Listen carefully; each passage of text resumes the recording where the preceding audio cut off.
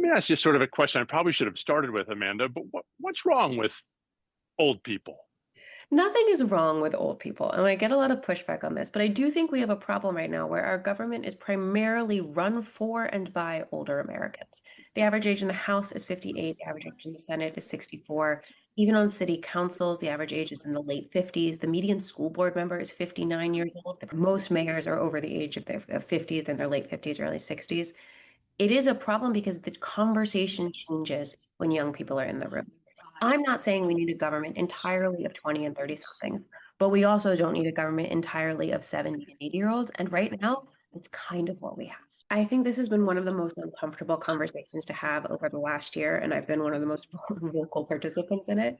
I wrote an op-ed back in February asking for every Democrat over the age of 70 to make this their last term. And I do think that's a blunt force. 70 is a little bit of an arbitrary age, but I do think that we reach a certain point, and we saw this in 2024, that we cannot assume this conversation is happening in private because nobody inside the candidate's inner circle is incentivized to do so. Their staff is not, because then they lose their jobs. Their partner or their family is not, because it's really hard. Their Hmm. donors are not. They've invested money and time into this person. So we have to have this conversation in public, and it's going to be uncomfortable.